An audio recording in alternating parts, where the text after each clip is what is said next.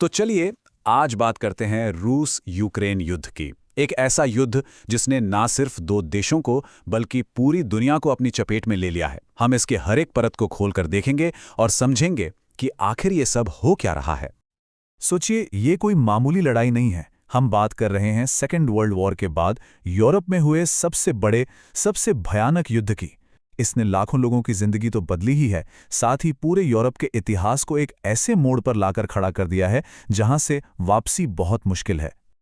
तो सवाल ये उठता है कि हम यहाँ तक पहुँचे कैसे। आज जो हो रहा है उसे समझने के लिए थोड़ा पीछे जाना होगा। देखना होगा कि ये चिंगारी आखिर आग कैसे बनी।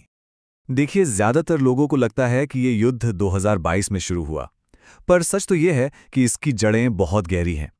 कहानी शुरू होती है 1991 से, जब यूक्रेन आज़ाद हुआ, और फिर 2014 में रूस ने क्रीमिया पे कब्जा कर लिया। ये सारी घटनाएं एक एक करके इस बड़े टकराव की जमीन तैयार कर रही थीं।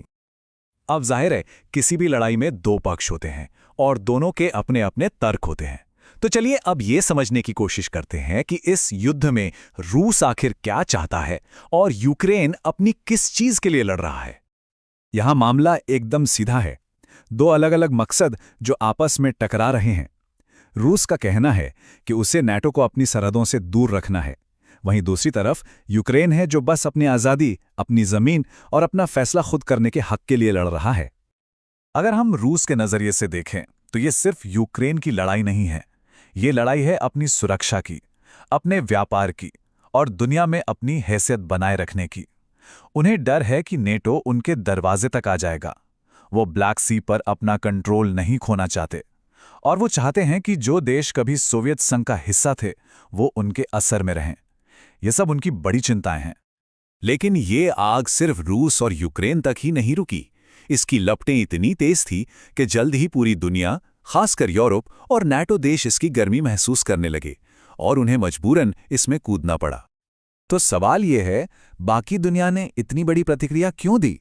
इसके पीछे एक बहुत जरूरी सिद्धांत है, कलेक्टिव सिक्योरिटी, या कह लीजिए सामूहिक सुरक्षा। इसका सीधा सा मतलब है कि अगर आपके पड़ोस में किसी एक घर पर हमला होता है तो खतरा सबके लिए है। आज यूक्रेन है, कल कोई और देश हो सकता है।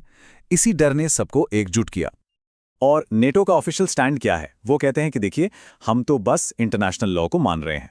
हर देश को अपनी रक्षा करने का अधिकार है, मतलब सेल्फ डिफेंस का अधिकार, और यूक्रेन की मदद करके वो बस उसी अधिकार को सपोर्ट कर रहे हैं। और ये मदद सिर्फ बंदूकें और टैंक भेजने तक ही सीमित नहीं है। नहीं, ये एक पूरा पैकेज है। एक तरफ से मिलिट्री एड जा रही है, दूसरी तरफ से यूक्रेन की इकोनॉमी को बचाने के लिए अरबों डॉलर दिए जा रहे हैं। सैटेलाइट से खुफिया जानकारी शेयर हो रही है, और साथ ही रूस पर इतने कड़े आर्थिक प्रतिबंध लगाए गए हैं कि उसकी कमर टूट जाए। मतलब हर तरफ से यूक्रेन को सपोर्ट मिल रहा है।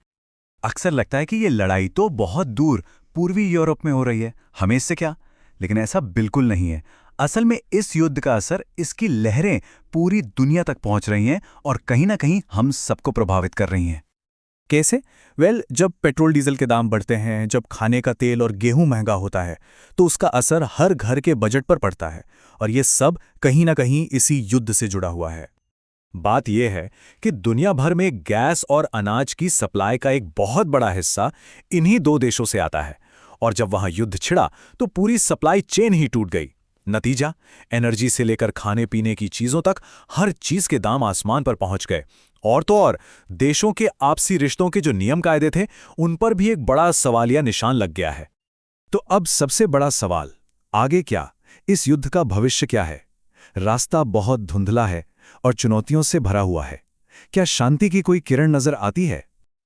और एक बात साफ है, मान लीजिए कि कल ये लड़ाई रुक भी जाती है, तो भी इसका असर खत्म नहीं होगा।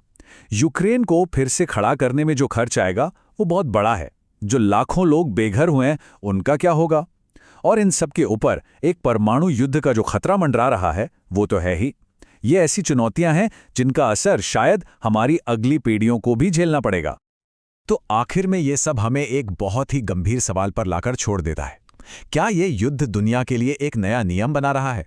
क्या अब कोई भी ताकतवर देश किसी भी कमजोर देश पर जब चाहे हमला कर देगा?